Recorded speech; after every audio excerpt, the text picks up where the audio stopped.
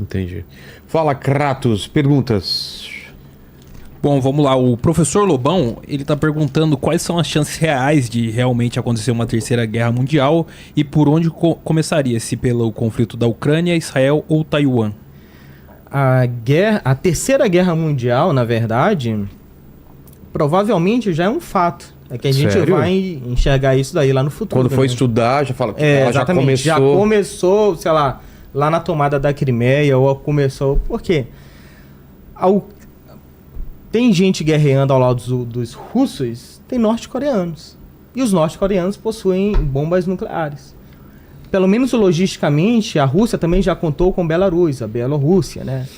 E do lado da Ucrânia, a Ucrânia não consegue se manter de pé sem a ajuda dos britânicos, sem a ajuda dos franceses, sem a ajuda dos Estados Unidos. Tanto é que se os Estados Unidos chegarem amanhã e falar, ó, acabaram aí as ajudas, a Ucrânia não vai ter muito o que fazer. Que é o que a gente vai ver ano que vem. Peraí, o Donald Trump ele vai sair mesmo disso? Então a Europa vai ter duas opções, basicamente. Eu vou dar de ombros, a Ucrânia que se vire, vai ser tomada e pronto. Ou o espaço que os Estados Unidos deixaram, a Europa passar a ajudar. Porque o que vai acontecer é o seguinte. Se for avançando contra a Europa, uma hora vai bater lá na França, vai bater no Reino Unido, isso daí vai ser um problema para eles. Então, o que eu imagino que vai acontecer é que eles vão ajudar efetivamente. E se eu não estou enganado, foram os franceses que falaram que eles estão prontos para colocar homens em solo. Eu acho que a Alemanha também já falou isso. Então, a Terceira Guerra Mundial, no meu entender, já começou, na verdade, mas a perspectiva acadêmica disso a gente vai saber daqui a uns anos, né? Quando esse fato aí ele já for mais... que seja, quando o ato ele está consumado, o ato for consumado e a gente vai olhar para trás. Então, Entendi. Vai perceber que já aconteceu, na verdade. E você acha que, então, começou pela invasão da Rússia na Crimeia? A gente vai... É esse ponto aí que vai ser o grande desafio, vai ser estudado, né? Porque, assim, passou quase uma década depois para o negócio evoluir bastante. Tem outra aqui a Chamília Andrade, ela mandou duas. A primeira ela fala assim, qual é o impacto da corrida tecnológica na geopolítica, particularmente nas áreas de inteligência artificial e cibersegurança? O interessante é que o mundo está evoluindo bastante, mas o que a guerra está mostrando é que o mundo que a gente conhecia, que ele era menor, geograficamente, de espaço, de tempo, esse mundo ele deixou de existir, que era um mundo globalizado. Então não existia fronteiras, né? Tanto é que os Estados Unidos, eles contribuíram para a China ser o que ela é hoje.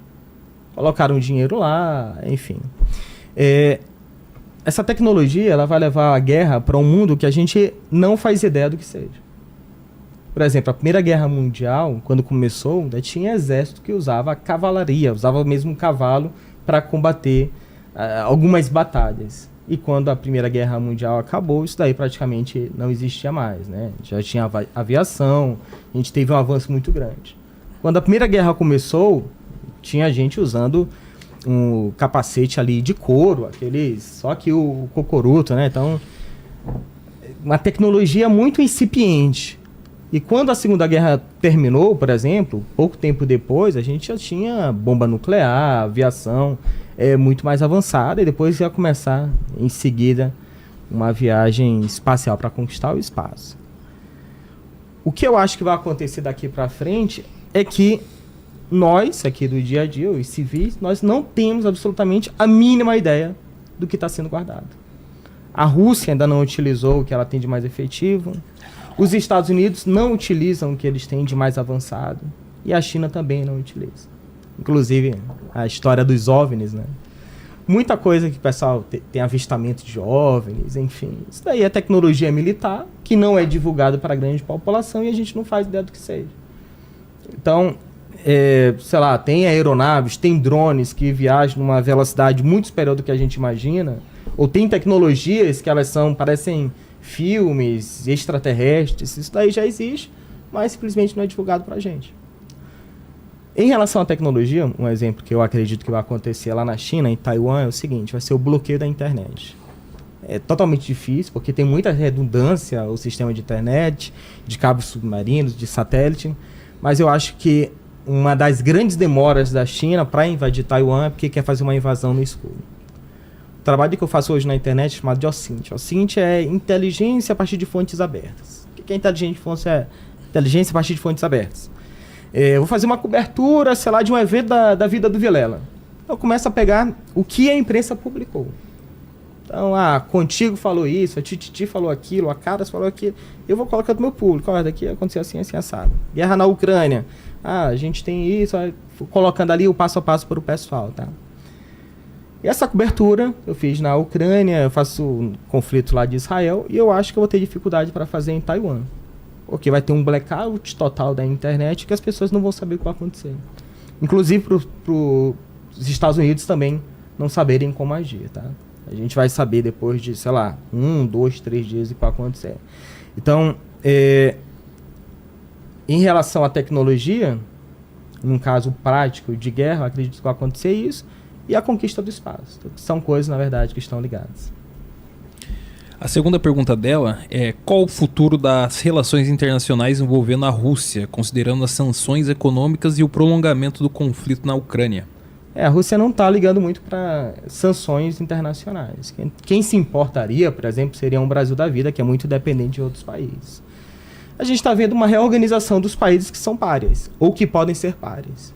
Então, de ter uma nova moeda do BRICS, de ter um novo sistema de compensação financeira, de compensações comerciais.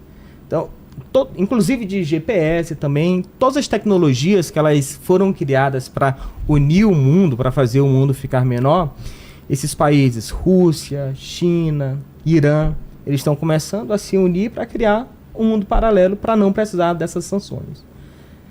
O que aconteceu com a Rússia em relação às sanções econômicas fez um grande alerta ser ligado para todos os países. Porque antigamente era o seguinte: um país está em guerra, ele continuava conseguindo fazer compensações financeiras. Ele conseguia comprar, conseguia vender, ele conseguia tocar a vida dele, independente da guerra, tá? Quando a Rússia passa a ser sancionada, esse mundo ele deixa de existir. E o Brasil, a Arábia Saudita, o Irã, a China começam a perceber o seguinte: ferrou. Se a gente começa amanhã uma guerra, por exemplo, do Irã contra a Arábia Saudita, da China contra Taiwan, eles vão desligar os financiamentos, compensação financeira, a gente não consegue fazer mais nada. Então a gente precisa se virar com o que tem, desdolarizar o mundo, por exemplo, que é o que eles estão trabalhando agora, tá? Então, antes de avançar, o mundo ele vai ter de ser reconstruído, na verdade, para ter um mundo paralelo. Vai ser esse mundo civilizado, ocidental, enfim, e o mundo que é visto como algumas pessoas chamam de eixo da ditadura, eixo da resistência, eixo de pares, enfim. Tá? Então a tecnologia ela vai ser primeiro para reconstruir esse mundo, para depois avançar.